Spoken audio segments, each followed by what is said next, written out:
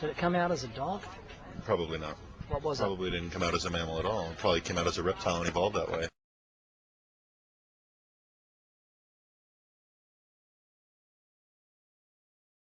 So you think we lived under the water? It's possible at some point. When we were under the water, do you think we had lungs or gills? Oof.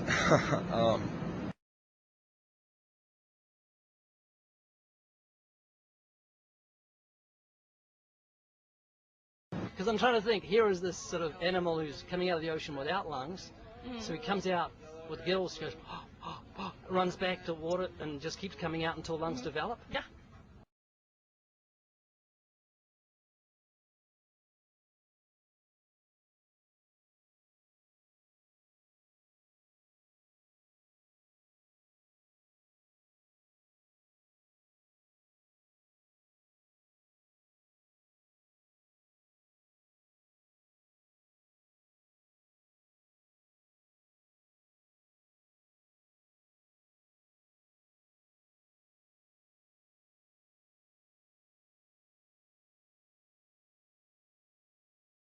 Wow.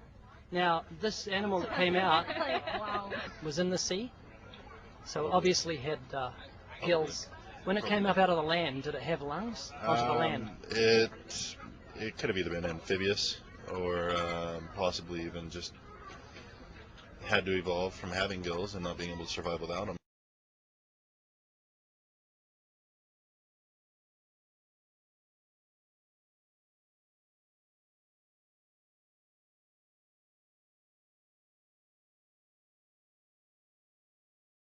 So you think we may have come from birds? It's possible. You know, it's really possible from anything.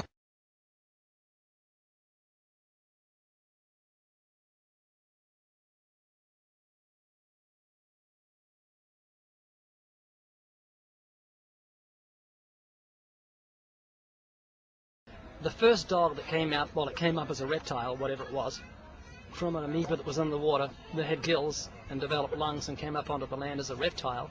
Was it male or female? Probably unisex.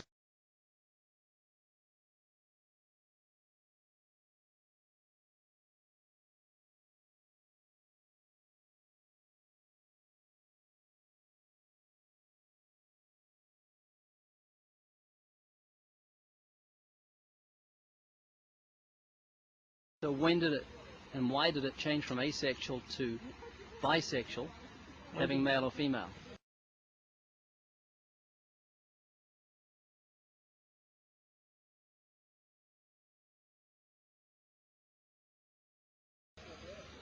Probably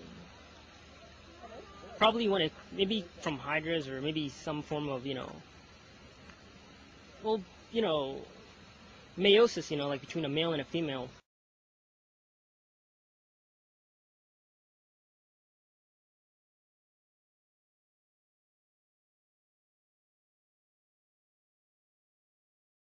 So the first reptile that was under the sea as an amoeba, for millions of years, developed lungs under the water, put up on the land, was unisex? Probably. Probably. Probably. I can't say for sure.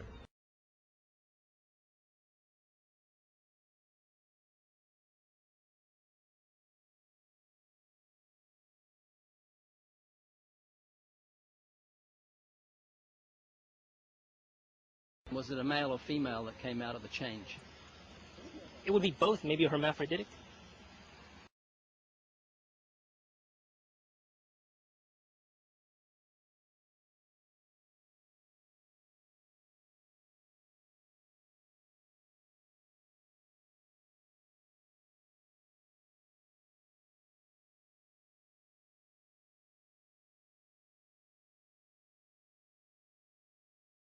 So do you think we could have evolved from horses? Sure.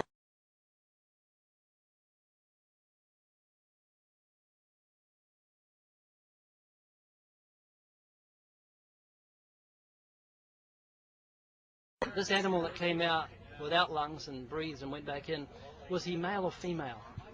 I don't know. He could, yeah. He could have been a hermaphrodite. He was male and female? Yeah, probably. And he was alone? I don't know. Could have been. So he could have been alone? Could have been alone. So how did he reproduce?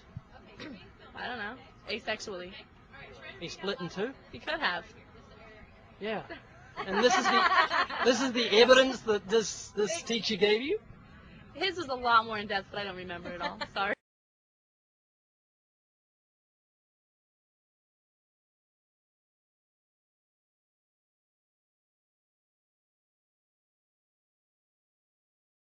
Well, I really have no idea. I'm not an expert on that subject. But then you gotta know that I'm not authoritative. You're not an authority on evolution? I'm a personal person, you know what I mean? Like, with no major degree or anything.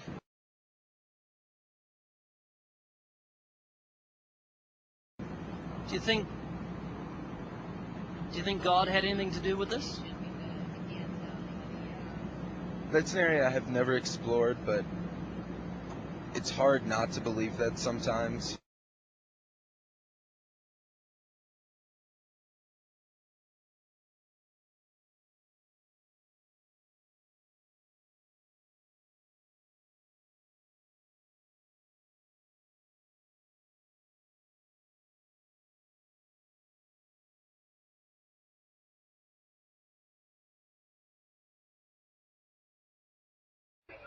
So obviously...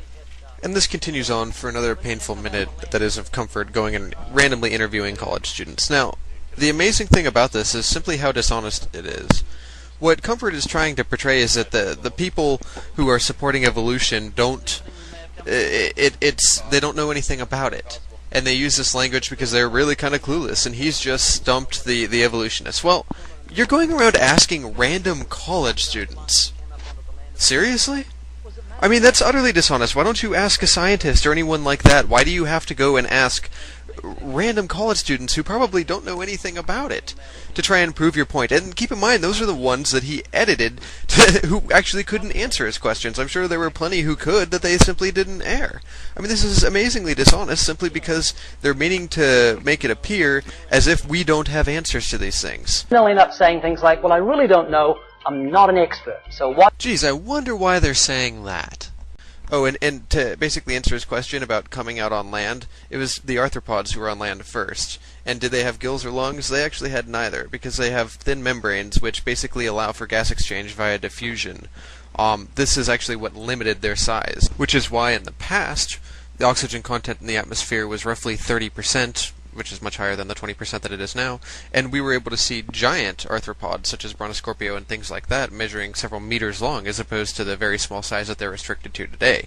So, as you can see, it's the percentage of oxygen in the atmosphere that limits their size, and they don't have lungs or gills. Now, moving on to fish, however, to answer his question about did they just kind of flop around or run back and take breaths and things like that, perhaps if he would take a minute to actually look at nature before producing an ignorant video, he would find his answer. There are several animals and fishes which are amphibious and can leave the water and hang out on land for a little bit of time. Take a look at mud skippers, take a look at lungfish, and plenty of things like that. The answer to his question is in nature all around us. But then again, of course, random college students that he was interviewing probably wouldn't be able to give that answer. Now,